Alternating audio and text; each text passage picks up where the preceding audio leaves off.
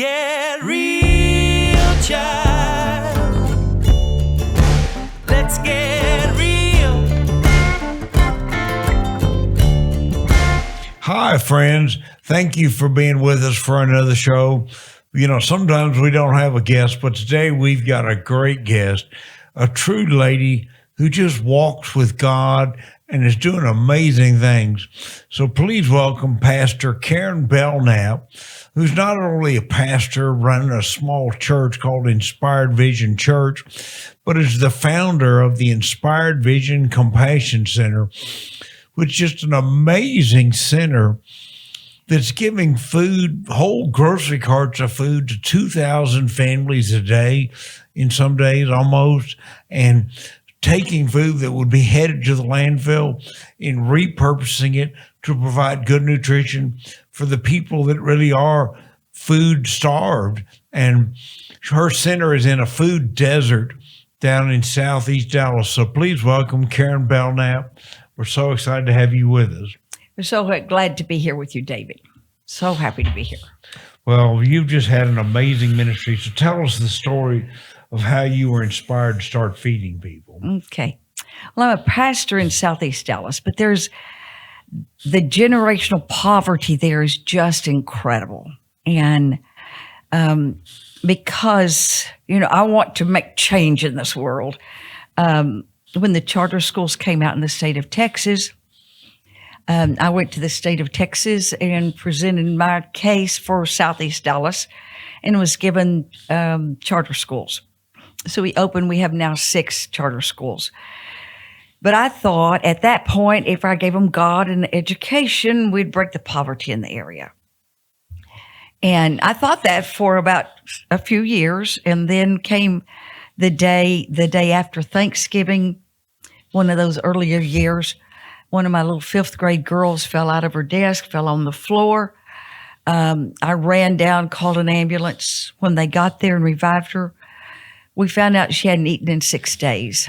Since Tuesday, the school lunch, and this is Monday morning at 10. And that's how long she'd gone without food. And that day changed my world because I realized that without food, I couldn't give them God or an education either. Something had to break. So we started at that point just raising food for holidays because as bad as I hate this, they can survive over the weekend without food, but they can't over those holidays. So every holiday we raised a lot of food to make sure all of our school kids had food over that holiday period.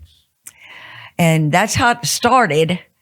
But about 10 years ago, we decided we need to do more because we're just barely touching the surface, by doing it on the holidays.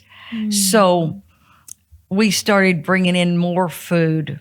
At first, we'd just bring in like a van load, and we thought we'd bring in a lot of food in. And we'd put a sign out in front of the church and say free food. And people would stop, and whatever we had, they would take. And then we started bringing more and more, and we got up to 1,000 families a day in the church parking lot. But that was so difficult because it's not a big church, and bringing the semis in, we had to buy a forklift to unload it on the parking lot. And we were doing 1,000 families a day. And then came 2018, 2019, and we had so many people coming, we had to have something better. And David was instrumental in helping me to purchase a building, Old Kroger's grocery store. And thank you, David. You made a huge difference in our ministry Well, it's one and of my great taking care of blessings people. to be able to help. And so he helped me make the down payment and helped me figure out the purchase plan and all. And so that was incredible. We had to remodel the building. It was Old Kroger's grocery store, but it sat vacant for 12 years. So it was pretty bad. We had to remodel, and we opened. We had our grand opening on January the 20th of 2020.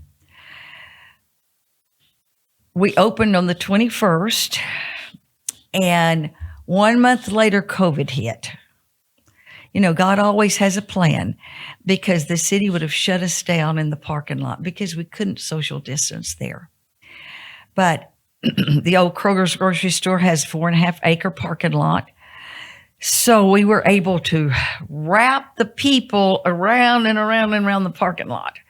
But we went overnight from 1,000 families a day we were serving to 2,000 families.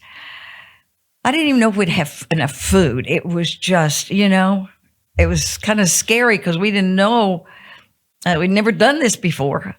And the city code people sat on our parking lot every day for 4 or 5 hours a day because we were the only thing open. And they would sit and watch. And I'd have to have volunteers out there spacing people apart around the parking lot. But God always provided the food. He always did. And no one ever went without. We had plenty of food for all of the families. Well, this is all food that would be going to the landfill. Well, you know what we get? Yes, we get short-dated food or overruns. And if they're not, the factories and the businesses are not going to use that, they're going to take it to the landfill. But it still has maybe a month left on the dates. And so rather than take it to the landfill, they let us come and pick it up, bring it back to the building, distribute it to the people. So now we're bringing in sometimes 6 to 8 semi-loads a day, plus about 8 or 10 box trucks a day, plus van loads. So we bring in a massive amount of food. And, but when you're serving 2,000 families, it takes that to take care of the people. Well, this is a super efficient organization. Right. So unlike food stamps, which spends a ton of money on junk food, you're giving people good food Right. for a cash cost to the organization of very low. Last year, we took in about our $600,000, and we gave away over $27 million worth of food. So that's a pretty good. Well, and the good thing about everybody listening to this show, and I hope you're going to get online, go to Inspired Vision Compassion Center and give, because she needs more support. We need to get big support to pay this building off. Yes. I helped her buy it. I've given some donations along the way, but my life has been hard starting things like Get Roll TV and Get Roll Alliance. Right. But Karen is doing the real Lord's work. So if you're looking for a place to really make a difference financially, and the great thing is her organization is almost all volunteer run. It is. And it's amazing. People from the community are being called to help their neighbor. So it's truly a love your neighbor as yourself organization. Right. They're doing a lot more. I mean, you're doing Christmas toy drives, and Yes. I mean, there's so much more than just food. Right. We have, let me tell you a little bit about the area and what the need is. Dallas County Health Needs Assessment came out it came out in 23. We were part of that process in 22 to do the research and all for it. But the people in that area, it has the zip code that the center sits in. Now we serve all zip codes, around. So it's not just that zip code, but the center sits in that zip code of 75217. But it has the highest cancer rate. It has the highest diabetes rate, HIV rate, childhood asthma, mental illness. I mean, you name the sickness, and it has the highest. And the people in that area, there's very few doctors, and there is no hospital bed in the whole area. No, not one hospital bed, and very few doctors. This high rate of disease. So, because of it, in this study, they gave us the numbers, and our people that we serve live, everybody in that zip code, those zip codes around there, live from 18 to 22 years, shorter lifespans than if you lived in North Dallas. That's crazy when you're living in the same city. But that's what we know. So when we're hitting this poverty, the generational poverty, we have to hit it from all angles. It's not just about giving the food. That's critical because that keeps them alive today. But we have to educate them. We have to help them get jobs. We have to provide the medical care. Yeah. Dr. Cerise, because we're at one of the hubs of Parkland, they come twice a week for health care. We also have a free children's clinic at the building, but Parkland comes for the health care. And when this study came out, Dr. Cerise said they have started a research at all the hospitals in Dallas County, and to see if like any race of people or set of people are getting less treatment or less, inferior treatment than other races might get. And so when he said, now we're not finished with this study because it's a several year study, but what we found so far is that by race or gender or whatever, there's not a difference once they get to the hospital. The problem is people from Southeast Dallas just don't go to the doctor.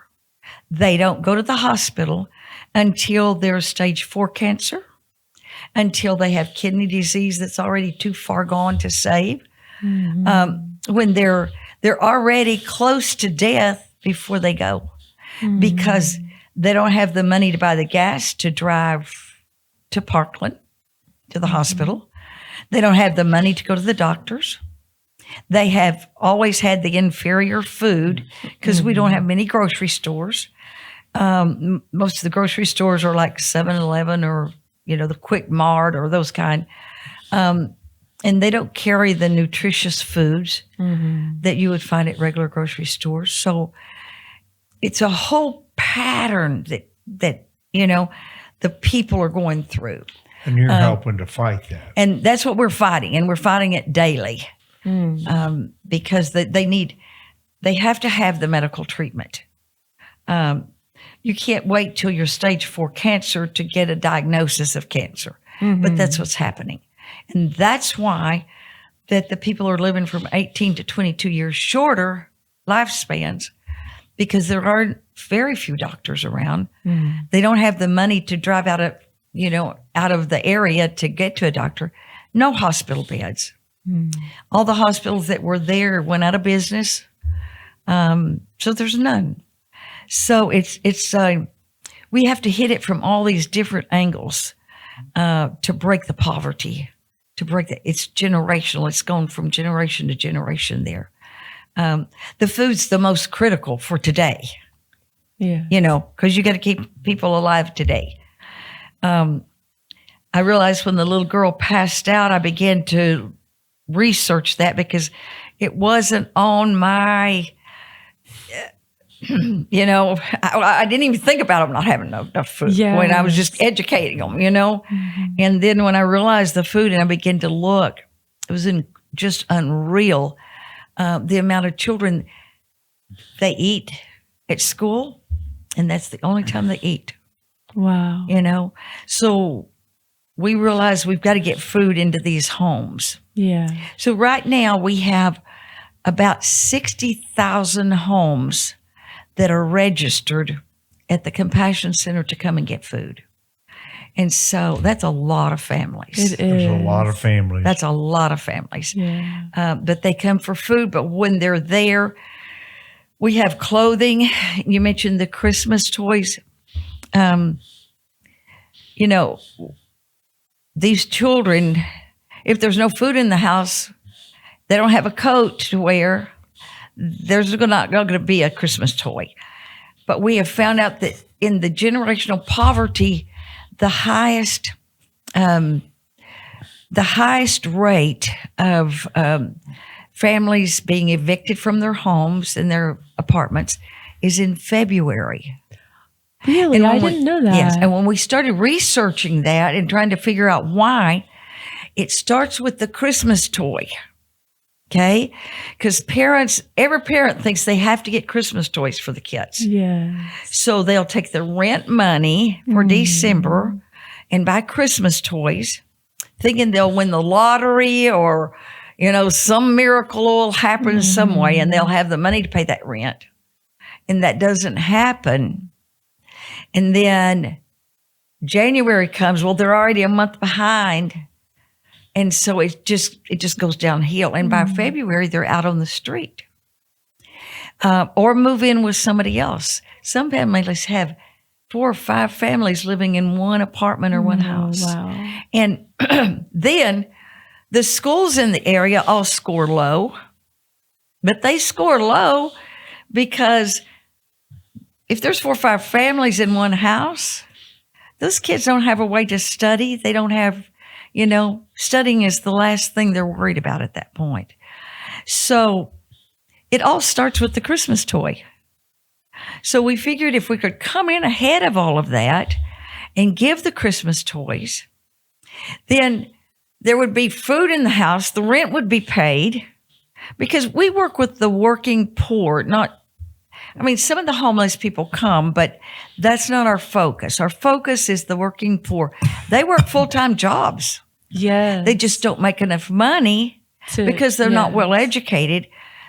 They don't make enough money to pay the rent and buy the groceries and the utilities. So they pay the rent and utilities, and then however we're going to eat, that's, however it's going to be. Right. And so if we come in there and we want to keep them in those houses, because once you're evicted, it's a downward slide for everything. And there's more crime. The school levels go down. The ratings go down in the area in the schools. Everything goes down if we don't keep them in their houses. So if we can give them the food, they can take their money and pay the rent and utilities. Yeah. It keeps the children's lives more stable. And, I'm more concerned about the children than anybody else because they didn't choose to be born in the homes they're born to. They didn't choose the parents, and they're there. And if the sad part is, you may not break the generational poverty in the parents, but if you can give the children enough education and the right nutrition while they're going to school, we can raise them up to where they will break the generational poverty in that home. I agree. Well, I totally agree with that. So that's our, the philosophy we go by. But, like the elderly, we have to take care of them too, because they're there and they're stuck. They're not going to change much, and they're not going to get new jobs because they're already retired. And so we take care of a lot of those, because if they get $1,000 Social Security for the month, and they're paying $1,200 a month rent, where's it going to come from? Yeah. Then there's no food, and a lot of them get $12 worth of food stamps. Well, how are they going to eat? And I've been really concerned about these senior citizens, because they're being evicted because in the last few years rent has spiked, and these people have lived in their house maybe 25 years, and they're being evicted, and they don't have any place to go. Last year, a little 90-year-old lady in South Dallas was evicted from her house. She's been there 40 years. Oh, my goodness. But the rent went so high she couldn't pay it. And they came and moved her stuff out into her yard. She didn't have family. And it was in the winter, and she slept on her front porch in South Dallas with crime all around her to try to protect her stuff, with really no hope of anybody coming to help her. when somebody contacted us. And so when I found out what was happening, we sent trucks over to pick up her stuff and take it to a storage area. And she moved in with a neighbor. But when you're 90 years old, your poverty level is probably not going to change. Yeah. But you can't be a victim, just because you're sleeping out on the front porch in a violent neighborhood. No, she wasn't, was So- she? She stood up. for Yeah, herself. just crazy stuff happened like that. But we've had a lot of these older people that are evicted. Well, hopefully So, this show, Right. and if you've seen this show due to email marketing, please give. Karen is the most efficient, charitable thing you can give to, because it's volunteers, it's people making a big difference. And she needs more money. I mean, she's living sacrificially. Her kids are volunteering there. I mean, Right. this family needs support. We need to pay this building off. There's so much gunfire in the neighborhood right. that the building roof gets penetrated regularly. Yes. This is how dangerous it is. She is just doing God's work. She is the most godly woman I know, as a combination pastor, educator, and feeder, and she needs our support. So whatever you do, whatever you're thinking, go to inspiredvisioncompassioncenter.org and start giving regularly. They desperately need money. I mean, she's operating on a shoestring, and you hear all the things she's doing. Wants to do a lot more. Ideally, would love to have some housing for people who are losing their housing. Right. There's so much need, friends, and this is the kind of Christian charity that we need to support, not government, not a government program like food stamps that wastes a ton of money, but this program takes food that's going to the landfill and repurposes it and feeds people with good food, not soft drinks and garbage like people buy with food stamps, but really good food. So please share. Please go to inspiredvisioncompassioncenter.org, and so much good stuff. Is there anything else you'd like to talk about before we wind up? Well, we have the South Dallas Employment Project that they have an office. We have a computer lab in our building. And this program it has 7,000 careers. And so you can come in, register if you need a job, if you need a way to get a certification so you can make more money. You can come in, it's all free. They will help you pick out a career, then they will give you the classes for it. At the end of the certification, they help you find the job. Oh, nice.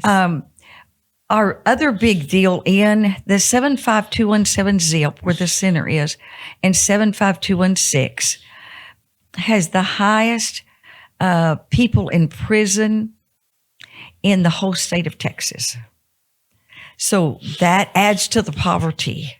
Yes. But when these people get out of prison, they can't get a job. I mean, nobody wants a convict in their business.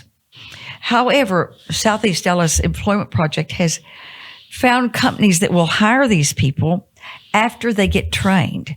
So if these people come in, we can get them trained, get them certified in a job, and they will help them get a job. So that helps the poverty level because these people need work. They've been gone for years from their family, and they need work so that they can help support that family to get it back to where it needs to be. So we're trying to hit this generational poverty from every area. The building we bought 6 years ago, and we owe right now $475,000. That's all we own the building. We would then like to purchase more of that shopping center because we need more job training. One of the other things we do is with the pets, because they have pets. When COVID happened, a lot of them were going to surrender their pets. And SPCA called and said, would you give dog food if we could, or cat food so they can keep the pets in the home? We have too many pets. We can't take them. And so we do it, whatever opens to us, we do. So we started giving the pet food. That way they could keep the pets in the home. We have the biggest free vaccine clinics and the biggest microchips for the pets. So if they get lost, they can get back to home. The biggest pet food giveaways because the pets need to be taken care of too while we're taking care of the people. But we really need a vet. We need eyeglasses. We need a dentist. So if we could buy more of that shopping center, we could put those in the smaller businesses there. And on the other end, put more of the job training kind of businesses. The big building right next door to us, it's been vacant for many years. I would love to make a teen center because we have teens killing teens, There's not that many men that are the examples for these kids. And they think to be a man, you put a gun in your pocket and you sell drugs. And I'd like to bring in men that will be an example to these kids and show them what a real man is. But it's all about retraining. It's all about teaching and retraining. Mm-hmm. But that's a part of this generational poverty, We've got to hit it from every angle, and we're doing a whole lot, but there's still so much to do. The solution is private Christian charity, right? Not government. And you're doing it. You're an example. And I hope everybody that watched this show, if you stayed with it through all this powerful testimony, I hope you're encouraged that people are doing God's work. That's our purpose here at Get Real TV, is to promote people that are doing great things and help them. So please support Inspired Vision Compassion Center and support GetRealTV.com so we can do more programming and more marketing to bring you information about incredible people like Karen who are really making a big difference in doing God's work. If you're looking for a church home, Inspired Vision Church down on Military Parkway is a powerful Christian service, and she'd love for you to join her. And I want to thank you so much for coming in, and I'm so honored to know you and help you in your mission to make America and Dallas a better place. Right. This charity needs to go into all cities to cut down on this tragedy of 40% of the food going to the landfill instead of feeding people while we have hunger in America. Thank you so much. Thank you for inviting me, Jabe. And thank you for all you have done to help us. We appreciate this so much.